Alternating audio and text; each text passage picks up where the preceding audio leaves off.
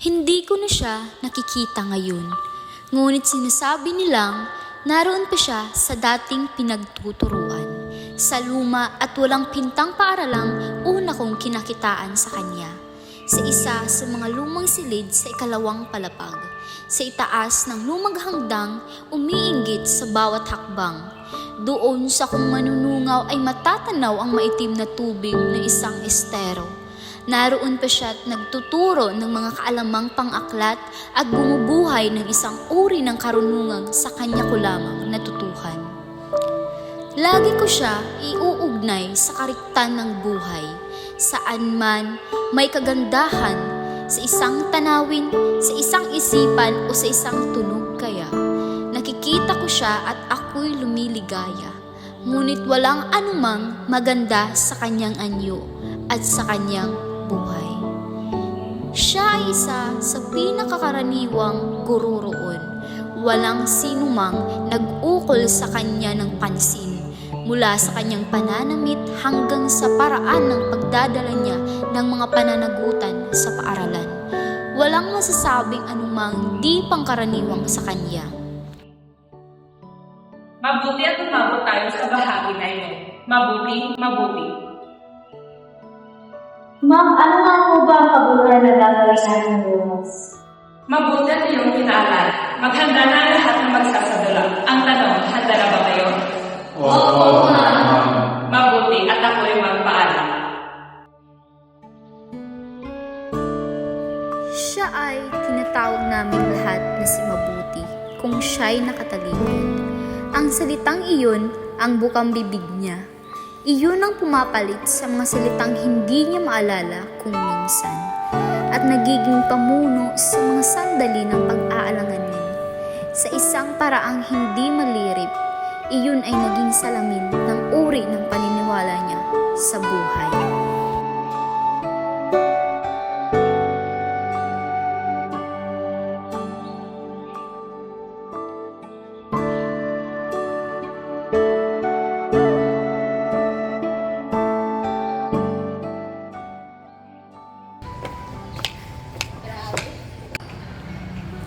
Hindi ako kailanman magtatapat sa kanya ng anuman kundi lamang nahuli niya akong minsang lumuluha. Nang hapon iyo'y inululuha ang bata kong puso ang isang pambata ring suliranin.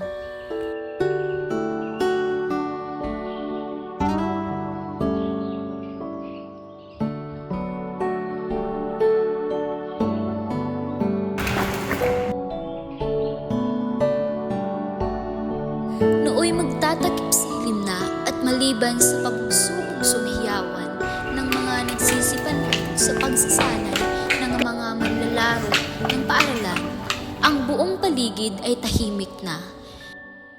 Sa isang tagong sulok ng silid-aklatan, pinilit kong lutasin ang aking suliranin sa pagluha. Doon niya ako natagpuan. Mabutit may tao pala rito. Tila may sularanin ka. Buti sana kung makapatulong ako.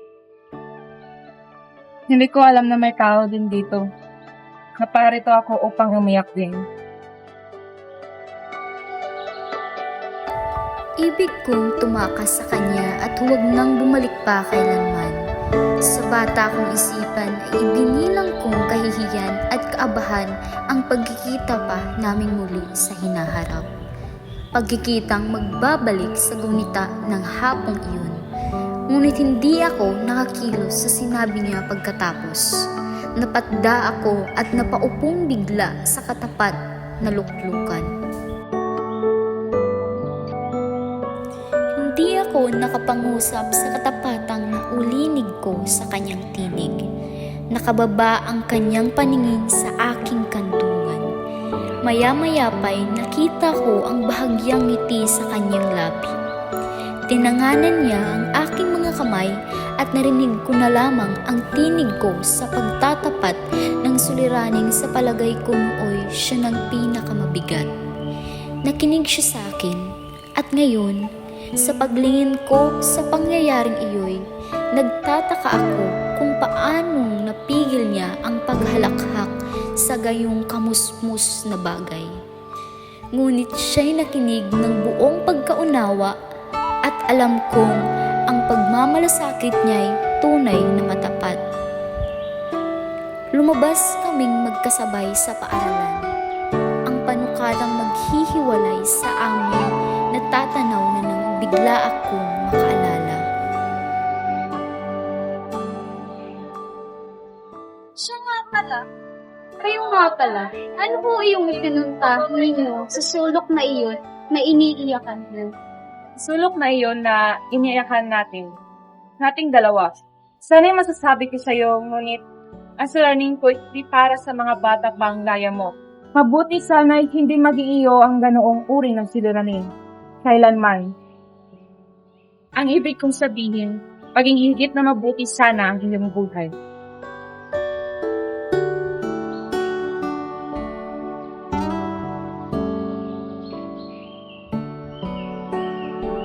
Si Mabuti naging isang bagong nilikha sa akin mula ng araw na iyon.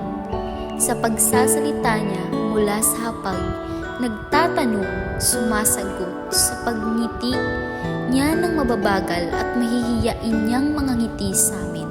Sa paglalim ng kunot sa noo niya, sa kanyang mga pagkayamot, naririnig kong muli ang mga yabag na palapit sa sulok na iyon ng silid aklatan. Ang sulok na iyon na iniiyakan natin, ang sinabi niyang hapon iyon. At habang tumataginting sa silid namin, ang kanyang tinig sa pagtuturoy, hinuhulaan ko ang dahilan o mga dahilan ng pagtungo niya sa sulok na iyon, aming dalawa. At sapagkat natuklasan ko ang katotohanan iyon tungkol sa kanya, nagsimula akong magmasid, maghintay ng mga bakas ng kapaitan sa kanyang mga sinabi. Ngunit tuwina, kasayahan, pananalig, pag-asa ang taglay niya sa aming silid-aralan. Pinuno niya ng maririkit na guni-guni ang aming isipan at ng mga kaaya-ayang tunog ang aming pandinig at natutuhan naming unti-unti ang kagandahan ng buhay. Bawat aralin namin sa panitikan ay naging isang pagtighaw sa kauhawan namin sa kagandahan. At ako'y humanga.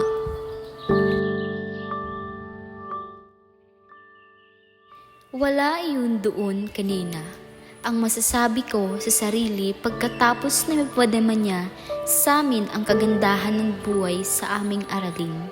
At hindi naging akin ang pagtuklas na ito sa kariktan, kundi pagkatapos na lamang ng pangyayaring iyon sa silid aklatan. Ang pananalig niya sa kalooban ng may kapal, sa sangkatauhan, sa lahat na, ay isa sa pinakamatibay na aking nakilala, nakasasaling ng damdamin. Marahil ang pananalig niyang iyon ang nagpakita sa kanya ng kagandahan sa mga bagay na karaniwan lamang sa amin.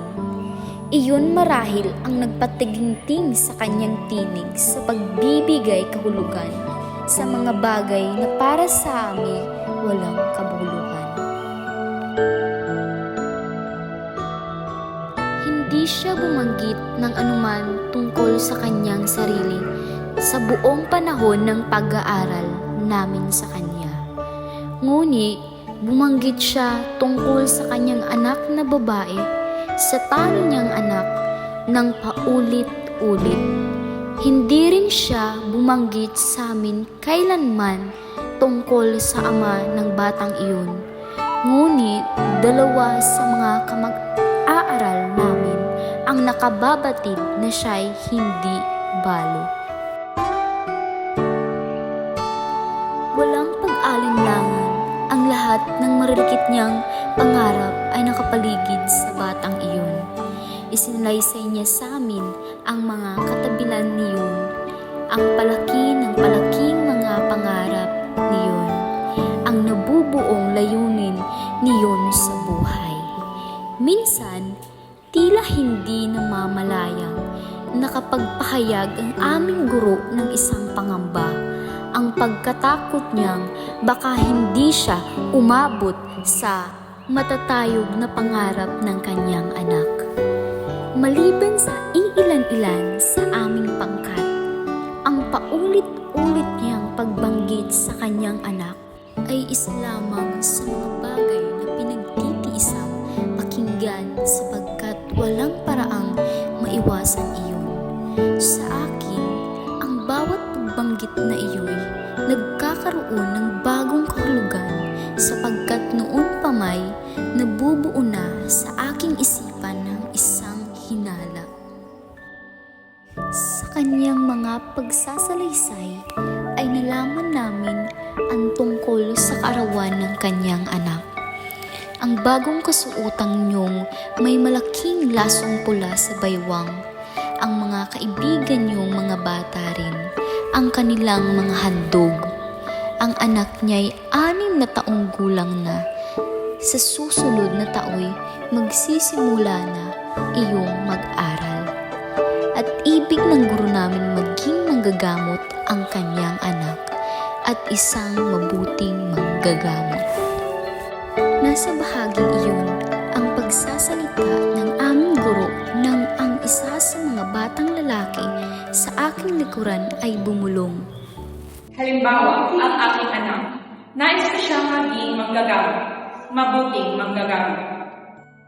Gaya ng kanyang ama. Oo, kagaya ng kanyang ama. O siya, simulan na natin ang ating tatalakay. Natiyak ko noong may isang bagay ngang nalisya sa buhay niya. Nalisya ng ganoon na lamang. At habang nakaupo ako sa luklukan, may 2 di pa lamang ang layo sa kanya. Kumirot sa puso ko ang pagnanasang lumapit sa sulok ng silid aklatan at hilinging magbukas ng dibdib sa akin. Marahil makagagaan sa kanyang damdamin kung may pagtatapatan siyang isang tao lamang. Ngunit ito ang sumupil sa pagnanasa kong yaon. Ang mga kamag-aaral kong nakikinig ng walang anumang malasakit sa kanyang sinasabing. Habang tumatakas ang dugo sa kanyang mukha. Natiyak ko noon, gaya ng pagkakatiyak ko ngayon, na hindi akin ang pangungusap na iyon, ni sa aking mga pagsasalita, ni sa aking mga pagsusulat, ngunit samantalang nakatitig siya sa akin ng umagang iyon.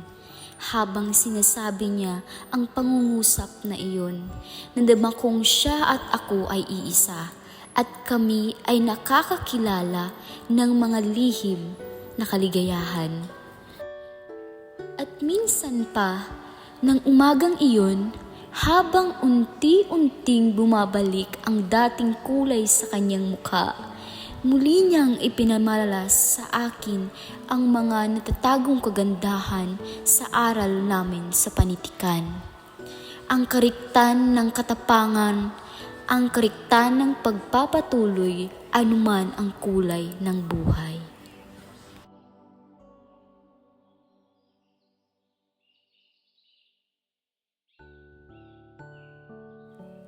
At ngayon, ilang araw lamang ang nakararaan buhat ng mabalitaan ko ang tungkol sa pagpanaw ng manggagamot na iyon. Ang ama ng batang iyong marahil ay magiging isang manggagamot din balang araw. Ay namatay, may ilang araw lamang ngayon ang nakalilipas. Namatay at naburol ng 2 araw at 2 gabi sa isang bahay na hindi siyang tinitirahan ni mabuti at ng kanyang anak. At naunawaan ko ang lahat sa hubad na katotohanan niyon at sa buong kalupitan niyo'y naunawaan ko ang lahat.